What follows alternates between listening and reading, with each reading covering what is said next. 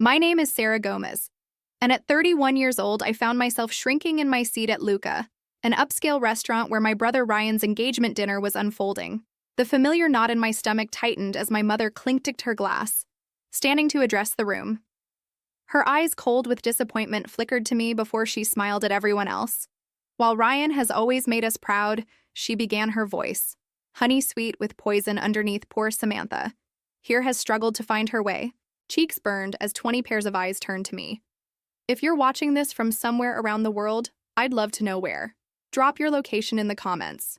Hit that subscribe button and stick around to find out what happened when my brother's fiancé discovered who I really was. Growing up as Eleanor Gomes' daughter meant living under a microscope that magnified flaws and minimized achievements. From elementary school spelling bees to college applications, nothing I accomplished ever seemed to meet her exacting standards. My mother, with her perfectly coy blonde hair and country club membership, had mapped out my life before I was born: prestigious university law school marriage to someone from the right family and a socially enviable career. My brother Ryan, 2 years younger, somehow always managed to hit the benchmarks that made Mom beam with pride. His A-minuses were celebrated while my pluses came with questions about why I hadn't joined more extracurriculars. When we both got into Ivy League schools, his acceptance was framed and displayed in the living room. Mine was mentioned in passing with the caveat that it wasn't as competitive the year Samantha applied. You need to understand, my father Thomas once told me in a rare moment of candor when I was 16 and crying after Mom criticized my valedictorian speech draft, your mother just wants what's best for you. Dad was always the peacekeeper, the gentle counterbalance to Mom's razor-sharp expectations, but his peacekeeping often meant staying silent when I needed an advocate. I did everything right at first. I followed the blueprint.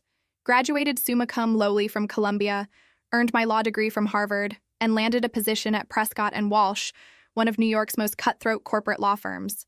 For 2 years, I worked 80-hour weeks defending companies that made me feel physically ill with their ethical violations. I made more money than I could spend and lost more of myself than I could afford. The breaking point came when I was assigned to defend a pharmaceutical company that had knowingly marketed a medication with dangerous side effects to low-income communities. I still remember sitting in my sleek office at 2 a.m., staring at documents showing executives joking about acceptable casualties while I prepared arguments to shield them from justice. I quit the next day. Mom didn't speak to me for 3 months after I left Prescott and Walsh. When she finally called, it was to inform me that she'd told the ladies at her garden club I was taking a sabbatical to find myself, rather than admit I'd abandoned the path she'd chosen.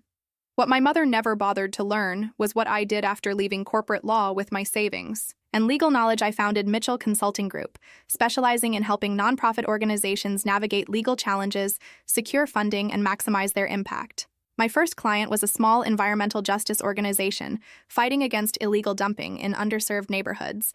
I helped them secure a settlement that funded community health initiatives for a decade. While my mother was telling everyone I had thrown away my potential, I was building something meaningful. Within 3 years, my consulting firm had grown to a team of 15 dedicated professionals. We'd helped secure over $200 million in funding for various causes and provided legal strategies that changed harmful policies across multiple states. But explaining this to Eleanor Mitchell was like describing colors to someone who refused to open their eyes. Pro bono work is something you do on weekends for social standing, Samantha, she said dismissively when I tried to tell her about a major victory for a housing rights coalition. It's not a career. So I stopped trying to make her understand.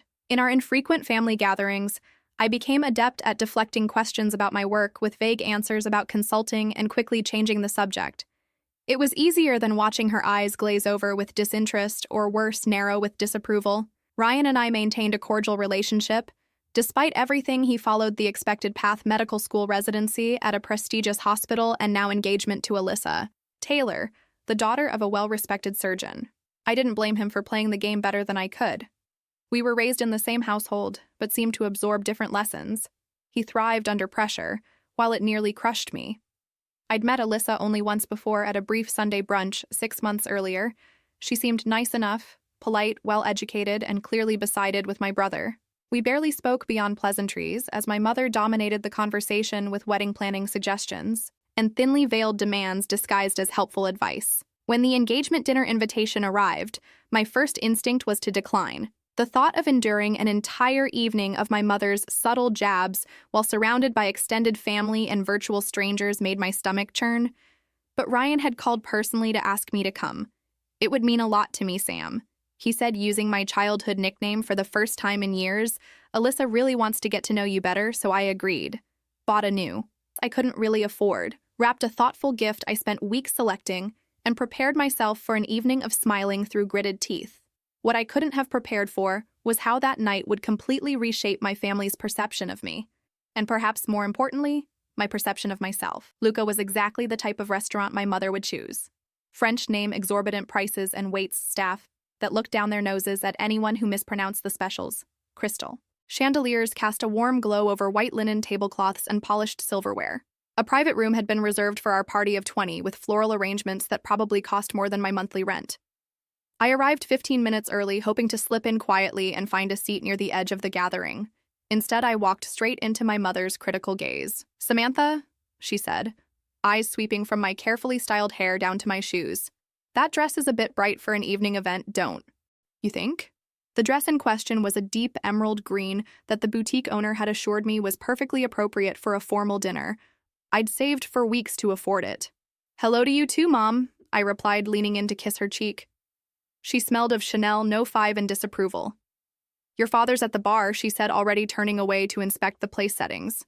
"Try not to wrinkle your outfit before everyone arrives." I found Dad nursing a scotch. His tie slightly loosened. His face brightened when he saw me. "There's my girl," he said, standing to embrace me.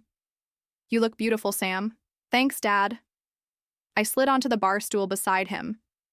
"How's retirement treating you?"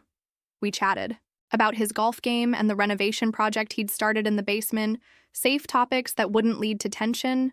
As other guests began to arrive, we moved to the dining room where I positioned myself at the far end of the table, next to my father's empty chair and across from Aunt Patricia, my mother's sister, who was at least moderately kind to me. The room buzzed with conversation as relatives and friends of both families trickled in. My mother floated between groups, playing the perfect hostess. While my father made introductions, I remained in my seat, smiling politely when necessary, but otherwise trying to blend into the background. A hush fell over the room when Ryan and Alyssa made their entrance. They looked like they'd stepped out of a bridal magazine. Ryan handsome in a tailored suit. Alyssa radiant in a pale blue dress that complemented her blonde hair and blue eyes. My brother's face was relaxed and happy in a way I rarely saw at family gatherings. "Thank you all for coming tonight," he announced, his arm around Alyssa's waist. "We're so grateful to have our families together to celebrate our engagement." Applause and cheers followed. I clapped along, genuinely happy for my brother despite everything else. When the couple made their way around the room, greeting guests, I stood to hug Ryan. "Congratulations," I said, meaning it. "I'm really happy for you." "Thanks for coming, Sam," he replied, squeezing my shoulder. "It means a lot." Alyssa stepped forward to embrace me as well. "Samantha, I'm so glad you could make it," she said warmly. Up close, I noticed intelligence in her eyes that I hadn't registered during our brief previous meeting. "This is for you both," I said, handing over the carefully wrapped package. Inside was a first edition of a poetry collection Ryan had loved in college. It had taken weeks of searching online auctions to find. As they moved on to greet others, I returned to my seat and braced myself for the inevitable interrogation from relatives I rarely saw. "Still doing that volunteer work?" Samantha asked Uncle Robert, my mother's brother, who had never quite grasped what consultants do. "It's not volunteer work," I corrected gently. "I run a consulting firm." Right. He nodded dismissively. "Eleanor mentioned you left that big law firm. Shame about that. Such good benefits in those places." Before I could respond, Aunt Margaret leaned across the table. "Any special someone in your life?" "Dear, you're not getting any younger. You know I'm focusing on my career right now." I answered the practiced response, rolling off my tongue. "Well, that's nice," she replied with the kind of smile reserved for people you pity. Throughout these exchanges, I noticed Alyssa glancing in my direction several times with a curious expression. Initially, I assumed she was just trying to keep track of all the new faces, but there was something more to her looks. A question, perhaps, or a sense of recognition she couldn't quite place. Richard and Catherine Taylor, Alyssa's parents, were seated near the head of the table beside my mother. Dr. Taylor was as imposing as his reputation suggested. Tall, distinguished, with salt and pepper hair and an authoritative presence. His wife was elegantly dressed and possessed the same warm smile as her daughter. They nodded politely when we were introduced, but were quickly swept into conversation with my mother. "Isn't it wonderful?" I overheard Mom saying to Mrs. Taylor. "When your children make you proud, Ryan has always been so focused, so driven to succeed." The implication hung in the air, unlike her daughter, who had squandered her opportunities. Once everyone was seated and the appetizers served, my mother took control of the evening, as she always did. Standing to offer the first toast, she commanded attention with practice. "We are so blessed to welcome Alyssa into our family." She began, glass raised. "Ryan has always made the right choices in life, from his educational path to his career, and now in choosing a partner who complements him so perfectly." Took a large sip of wine, recognizing the familiar preamble to what would inevitably become a comparison. "Of course, not all of us find our way so easily." Mom continued, her gaze shifting deliberately toward me. My stomach dropped as I realized she was about to launch into one of her favorite topics, how Samantha threw away her potential. "Many of you know that both of my children were blessed with intelligence and opportunity." My mother continued, her voice taking on the performative tone she used when building up to something she considered dramatically important. "Ryan, of course, used his gifts wisely, but our Samantha." She paused for effect, and I stared intently at my salad, counting the cherry tomatoes 7, as if they held the secret to disappearing entirely. "Samantha was at Prescott and Walsh, one of the most prestigious law firms in New York."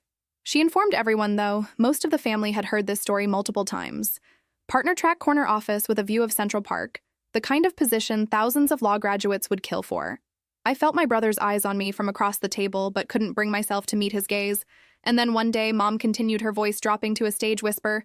"She just quit. No notice, no backup plan. Walked away from a six-figure salary to do—" "What was it again, dear?" She turned to me with faux innocence. "I started my own consulting business," I said quietly, knowing the words would fall on deaf ears. Mom waved her hand dismissively. Yes. Something with charities, pro bono work, essentially. Such a waste of a Harvard education. Wouldn't you agree, Richard?" She directed this to Alyssa's father, clearly expecting alliance from a fellow professional.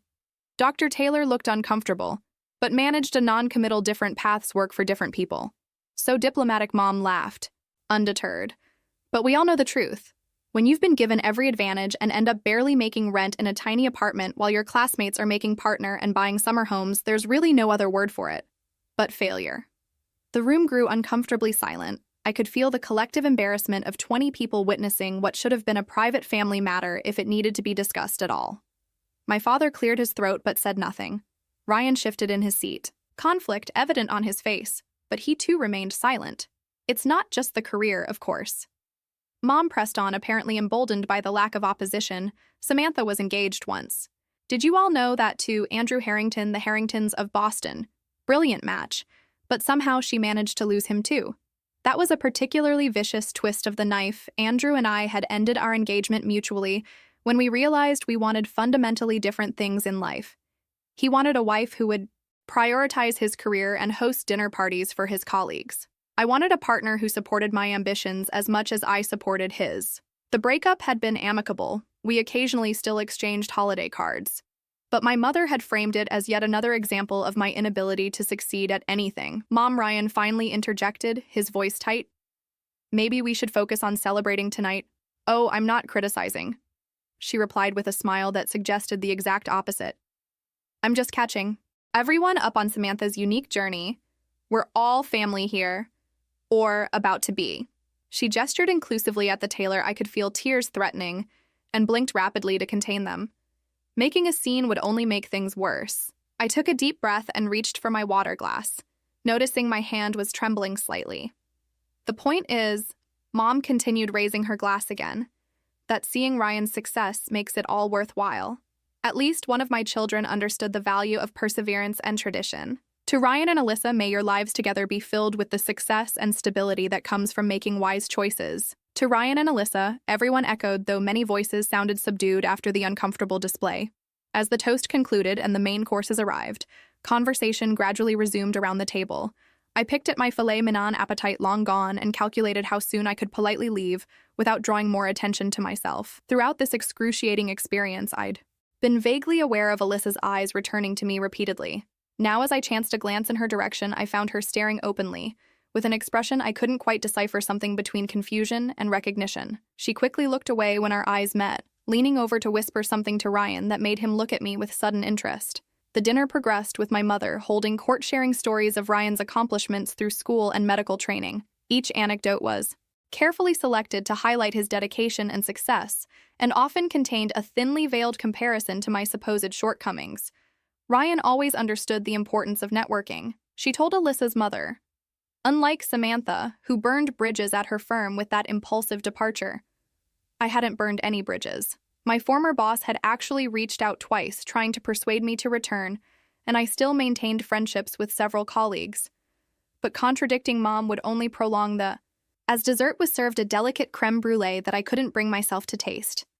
I excused myself to use the restroom, desperate for a moment alone to recompose. I stood in front of the mirror, taking deep breaths and reminding myself that in a few hours this would all be over. I could return to my life, to the work that fulfilled me, even if my family couldn't see its value. I was just about to return to the dining room when the bathroom door opened, and Alyssa stepped in. "Samantha," Alyssa said, letting the heavy door swing shut behind her. "Are you okay?" I quickly dabbed at my eyes with a tissue, forcing a smile. "I'm fine, just needed a moment." She moved to stand beside me at the mirrors. Our reflections side by side, her perfectly styled and composed me slightly disheveled from trying not to fall apart. For a moment, she seemed unsure how to proceed. "I've been wanting to talk to you all evening," she finally said, turning to face me directly. Her expression had that same puzzled look I'd noticed during dinner, but I wasn't sure until... "Wait, you're Samantha Mitchell, right? As in, Mitchell Consulting Group." The question hit me like a physical force. No one in my family ever referred to my business by name. It was always Samantha's charity work or that consulting thing. Hearing Alyssa say it with what sounded like recognition made me momentarily speechless. "Yes," I confirmed cautiously. "That's my company." Alyssa's eyes widened, her expression transforming into something I rarely encountered in my family's presence. "Respect." "Oh my God," she whispered. "I knew you looked familiar, but I couldn't place it until your mother mentioned Harvard Law. You're the Sarah Gomes, the one who developed the Community Impact Assessment Framework." I stared at her in disbelief. The CIF was indeed my creation, a comprehensive methodology for nonprofits to measure and communicate their effectiveness to potential donors and policymakers. It had revolutionized how many organizations approach their work and advocacy, but it wasn't exactly dinner table conversation in most circles. "About that?" I asked, still processing this unexpected turn. "Know about it. Samantha, I use it every day. I'm the Director of Strategic Development at Boston Children's Alliance. Your framework helped us secure a $12 million grant last year that's funding pediatric mental health services across the state." The bathroom suddenly felt very small. Alyssa Taylor wasn't just my brother's fiancée. She was a professional in my field who apparently knew my work intimately and, based on her position, a highly accomplished one. "I had no idea you worked in nonprofit development," I said, my brain scrambling to realign everything. "I thought I knew about this woman and this evening 5 years now." She nodded. "We've even used your consulting services. Not directly with you. Unfortunately, I worked with Jessica from your team on a regulatory compliance issue. Last spring, Jessica Chin was my most experienced senior consultant who specialized in healthcare regulations. She's brilliant," I said automatically, professional pride momentarily overriding my emotional turmoil. "She said the same about you," Alyssa replied, "but wait, I don't understand. The way your mother was talking, does your family not know what you actually do?" I leaned back against the cool marble counter, suddenly exhausted by the weight of pretense. "They know I consult for nonprofits," I explained. "They just don't think it matters. In my mother's world, if you're not making partner at a white shoe law firm or marrying into the right family, you're failing. The fact that I help organizations secure funding for causes I believe in rather than helping corporations avoid liability is to her a waste of my education."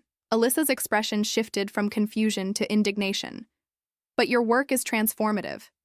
The Mitchell Group is practically legendary in our field. When we found out Ryan's last name was Mitchell, I actually joked with my team that I should ask if he was related to the Mitchell, but I never seriously considered. What are the odds?" A strange laugh escaped me. Half amusement, half the release of years of pent-up frustration. "Pretty slim. Apparently you won the Kaufman Award last month," she continued, referring to a prestigious recognition in the nonprofit sector that came with a substantial grant. There was a feature about you in Impact Quarterly. Your equity-centered approach to nonprofit consultation has literally changed how the entire sector approaches community development. Hearing my achievements listed so matter-of-factly by someone who actually understood their significance was both validating and surreal. My family doesn't read Impact Quarterly, I said with a small smile, and I stopped trying to explain my work to them years ago. It's easier to let them think I'm struggling than to constantly defend a choice they'll never understand. Alyssa shook her head in disbelief. I don't even know what to say. Ryan never mentioned any of this. Ryan doesn't know, I admitted. We don't really talk about our careers beyond surface details. I think he assumes I'm doing small-scale local work. Nod, I gestured vaguely. Not running one of the most innovative consulting firms in the social impact space, Alyssa finished for me. Her eyes suddenly lit up with determination. This is ridiculous, Samantha. Your family is celebrating my engagement to Ryan, while treating you like some kind of disappointment, when in reality, you're an absolute rock star in your field. It's fine, I said automatically. The deflection practiced after years of diminishment. I've made peace with it. Well, I haven't, she replied firmly. And I don't think Ryan would be okay with this either, if he knew the truth. Is there a reason you've kept your success from them? I considered the question seriously. At first, it was because I wanted to prove myself before facing their judgment. Then, when we started gaining recognition, I tried to tell them, but my mother would immediately change the subject or make some comment about real law. Eventually, I just stopped trying. Alyssa took my hand impulsively. Samantha, I can't sit through the rest of this dinner pretending I don't know who you actually are. Would it be okay if I said something? A flutter of panic mixed with a strange sense of relief rose in my chest. What would you say the truth? She said simply. I'm about to become part of this family, and I can't start that journey with such a fundamental misunderstanding hanging over us. Plus, she added with a slight smile, I've been a fan of your work for years. Professional integrity demands. I acknowledge that. For a moment, I imagined it. The looks on my family's faces, my mother's disbelief, the potential for a different kind of relationship moving forward. It was terrifying and tempting in equal measure. I finally said, surprising myself, but maybe we should go back before they send a search party. As we walked back to the dining room, Alyssa squeezed my arm reassuringly. Just follow my lead. We returned to find dessert being cleared and coffee being served. My absence had apparently gone largely unnoticed, as my mother was in the middle of sharing yet another anecdote about Ryan's surgical residency. He was assisting on a procedure most residents wouldn't even be allowed to observe until their third year. She was saying proudly, Alyssa and I slipped back into our seats. Ryan gave his fiancée a curious look, clearly sensing something had changed, but she just smiled and placed her hand over his on the table. When there was a natural pause in the conversation, Alyssa spoke up. Eleanor, I've been meaning to ask more about Samantha's work. You mentioned she consults for nonprofits. My mother's smile tightened almost imperceptibly. Yes, something like that. More coffee. Catherine. She tried to redirect to Alyssa's mother. Actually, Alyssa persisted pleasantly. I'm quite interested, because I work in nonprofit development myself, Boston Children's Alliance. She added for the benefit of the table. How lovely, my mother said dismissively. Volunteer work is so important? Oh, it's not volunteer work. Alyssa corrected her. I'm the Director of Strategic Development. We manage a $30 million annual operating budget and serve thousands of children across Massachusetts. There was a new note of respect in my mother's voice when she responded. That's quite impressive, Alyssa. Your parents must be proud. Thank you. They are. Alyssa agreed before smoothly continuing. That's actually how I first became familiar with Samantha's work. Her consulting firm has revolutionized how organizations like mine approach sustainable funding and program evaluation. A confused silence fell over the table. My father paused with his coffee cup halfway to his lips, looking between Alyssa and me with furrowed brows. I think there must be some confusion, my mother said with a tight laugh. Samantha does small-scale consulting work pro bono primarily. Actually, Mrs. Mitchell Alyssa continued her tone respectful but firm. Mitchell Consulting Group is one of the most respected firms in our field. Their community impact assessment framework has become the gold standard for nonprofits seeking to demonstrate program effectiveness to major donors and government agencies. All eyes turned to me. I felt a flush creeping up my neck but forced myself to sit straight and meet their gazes. Is this true, Samantha? My father asked, genuine curiosity in his voice. Before I could answer, Alyssa continued. My organization paid a substantial consulting fee to work with Samantha's team last year. The strategies they developed helped us secure a $12 million multi-year grant. There's nothing pro bono about it. My mother's expression had frozen somewhere between disbelief and irritation. Well, I'm sure it's very nice she managed, but it's hardly the career she was trained for at Harvard. Interesting you should mention Harvard. Alyssa replied, pulling out her phone. They featured Samantha in their alumni magazine last fall. I happened to save the article because it was so inspiring. May I? She held up her phone, seeking permission to share. Without waiting for a response, she began reading. Harvard Law graduate Sarah Gomes has redefined success in the legal consulting space. As founder and CEO of Mitchell Consulting Group, she has built a firm that bridges the gap between legal expertise and social impact. Under her leadership, MCG has helped secure over $500 million in funding for organizations addressing society's most pressing challenges. The article continued detailing our work with environmental justice initiatives, healthcare access programs, and educational equity projects. As Alyssa read, I watched the expressions around the table transform confusion reassessment, and in some cases, dawning respect. That can't be right, my mother interrupted. Samantha lives in a one-bedroom apartment in Brooklyn. If her business were that successful, surely she'd have a more appropriate living situation. I finally found my voice. I choose to live simply mom. The majority of our profits are reinvested in the business and our foundation, which provides grants to grassroots organizations that might not qualify for traditional funding. The Mitchell Foundation. Dr. Taylor suddenly interjected, fully engaged for the first time all evening. Your foundation funded the pilot program for rural telehealth services that we're implementing at Boston Medical Center.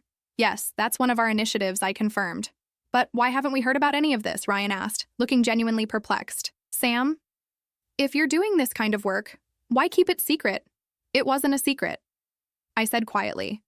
I tried to talk about it many times, but whenever I brought up my work, the subject was changed or dismissed.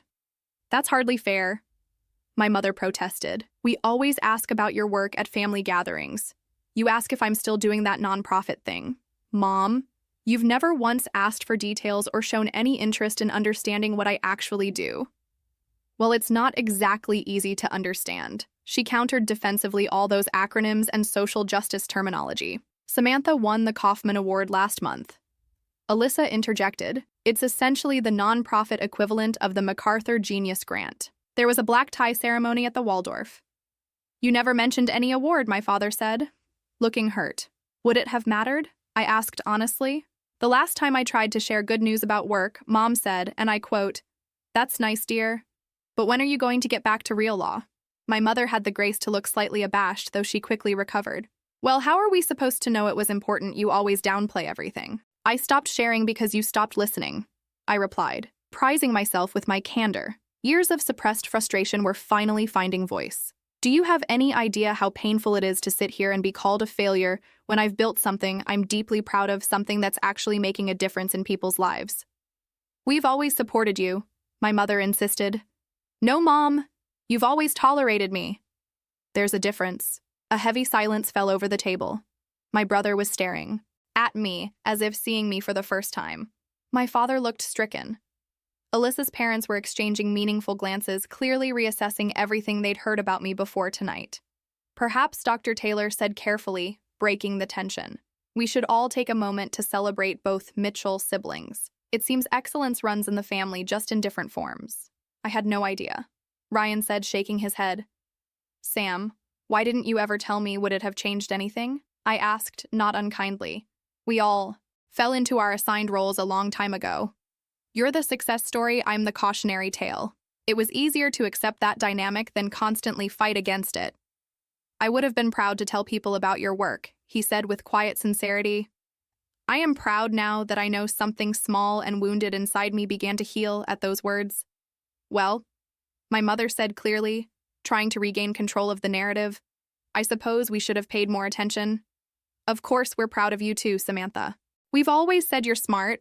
It wasn't quite an apology, but from Eleanor Mitchell, it was practically a full concession. Thank you, I said, simply not wanting to push further and escalate the situation. So the Mitchell name is making waves in both medicine and nonprofit leadership, Alyssa's father observed, raising his glass.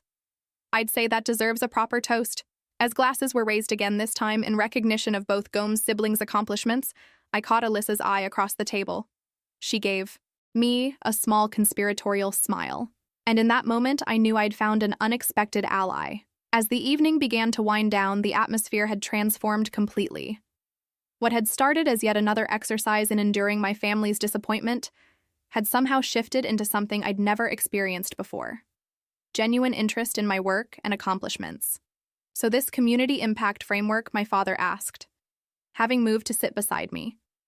You developed that yourself with my team. I nodded. We spent almost a year refining the methodology. The basic premise is that traditional metrics don't capture the full scope of how social programs affect communities. We created a more holistic approach that measures not just direct outcomes but ripple effects through various systems. That sounds complicated, he admitted. It can be. I smiled. But the results speak for themselves. Organizations using our framework have seen an average increase of 40% in grant funding because they can demonstrate their impact more. Effectively, Dad looked thoughtful. I always knew you were smart, Sam. But this is beyond smart. It's innovative. I wish I'd understood sooner. You never asked, I said, then immediately regretted the accusatory tone. I could have tried harder to explain it. No, he said firmly. You're right. We never asked the right questions. We were so fixated on the path we thought you should take that we couldn't see the value in the one you chose. He hesitated before adding, I'm sorry for that. Across the room, Ryan had broken away from a conversation with Alyssa's parents to approach us. Mind if I join? He asked, pulling up a chair. When Dad excused himself to refill his drink, Ryan leaned in. Sam, I feel terrible. All this time, I had no idea what you were actually doing. It's not your fault. I assured him. It kind of is. He countered. I bought into the family narrative without questioning it. I should have asked more questions, shown more interest. He shook his head. Some brother, I am. You're not. A bad brother, Ryan. Maybe not bad, but definitely oblivious and complicit. He looked genuinely troubled. How many times have I sat there while Mom diminished your work and I just let it happen? I couldn't argue with that. Water under the bridge. No, it's not. He insisted. Things are going to be different going forward, I promise. Before I could respond, my mother appeared, her social smile firmly in place but strain visible around her eyes. Well, this has been quite the illuminating evening, she said, her voice. Artificially bright Samantha, you should have told us about this award. We would have attended the ceremony. It was such a characteristic response, making her absence my responsibility, that I almost laughed. I didn't think you'd be interested, I replied. Honestly, of course we'd be interested in our daughter receiving an award, she said, sounding wounded. I've always supported your choices. Ryan made a sound that might have been a suppressed snort. Mom, he said with unusual firmness. I think we both know. That's not entirely true. You've made it pretty clear over the years that you thought Sam was wasting her potential. Our mother looked genuinely startled to hear Ryan challenge her version of reality.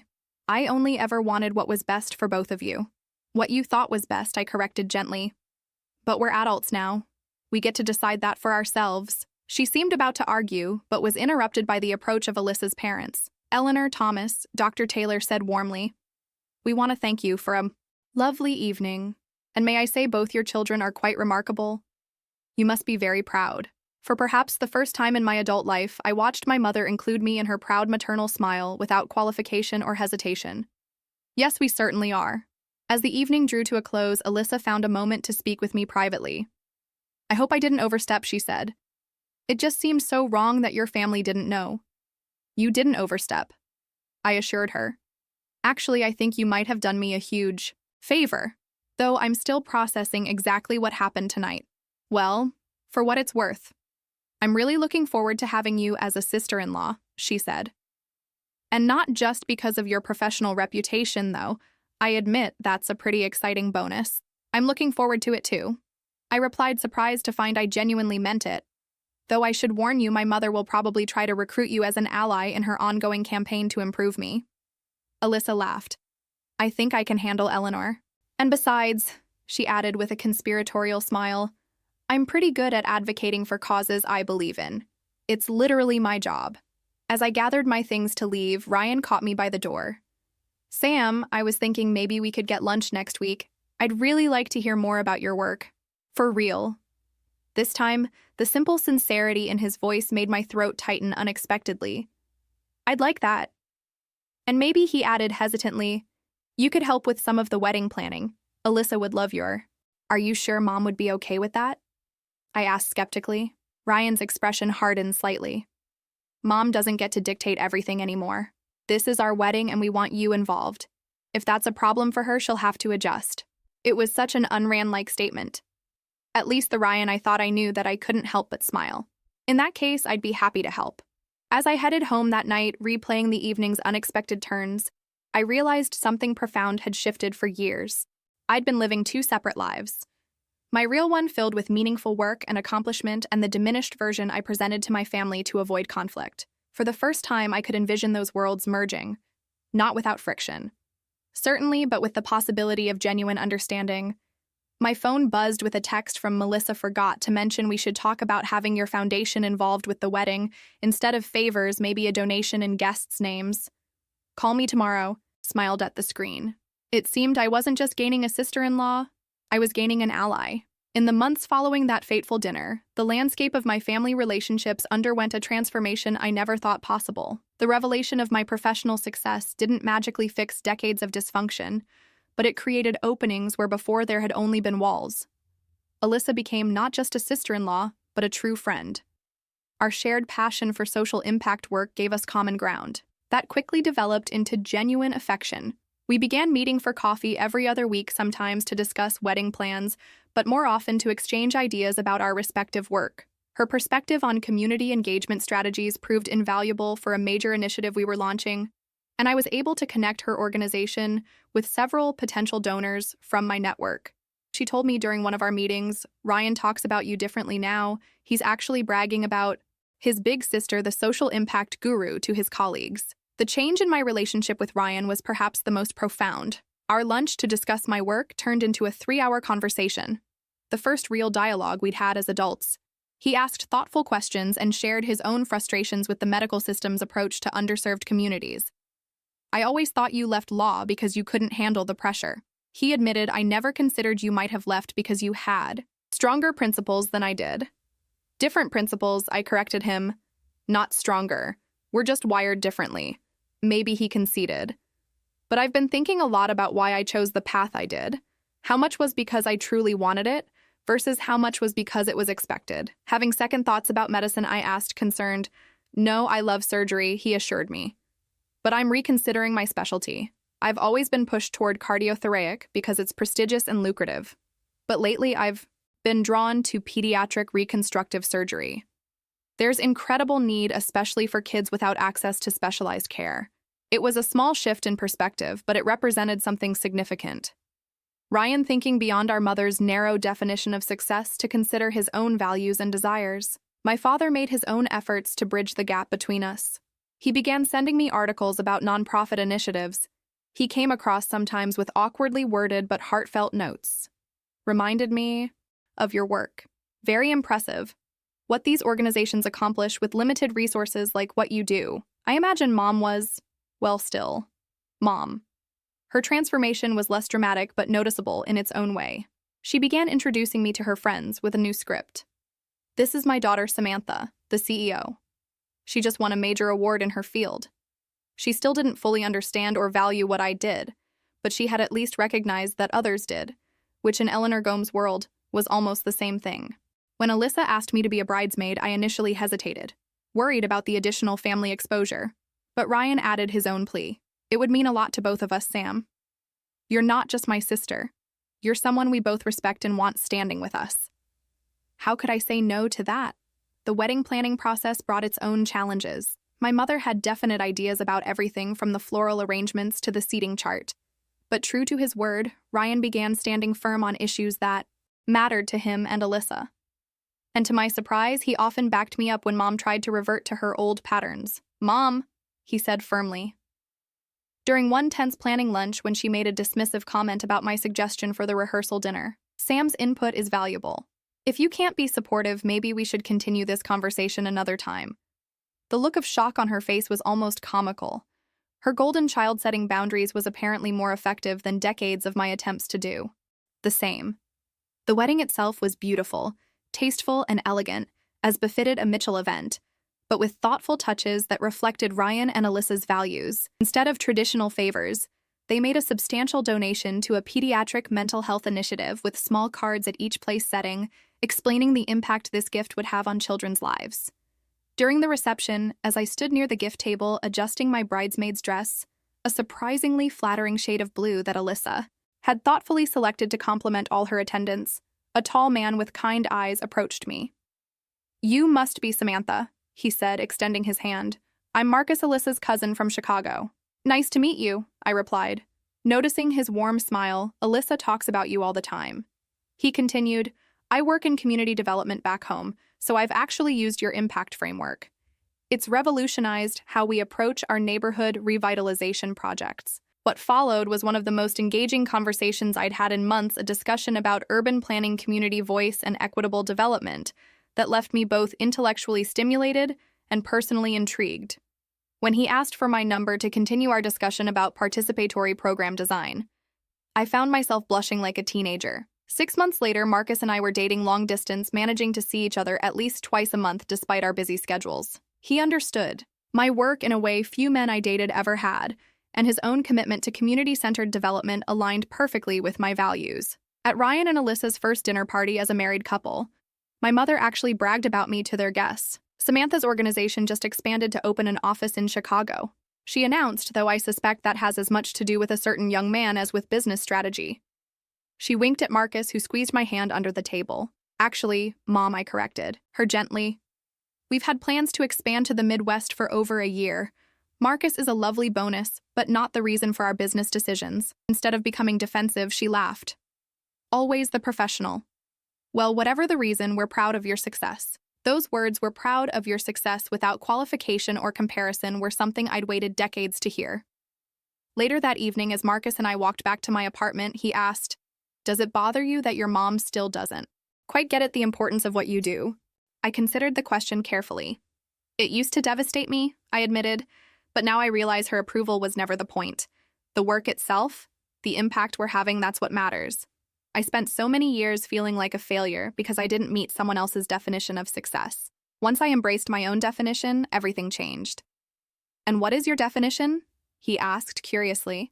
"Creating something meaningful, making a tangible difference in people's lives, building relationships based on mutual respect and shared values." I glanced at him with a smile.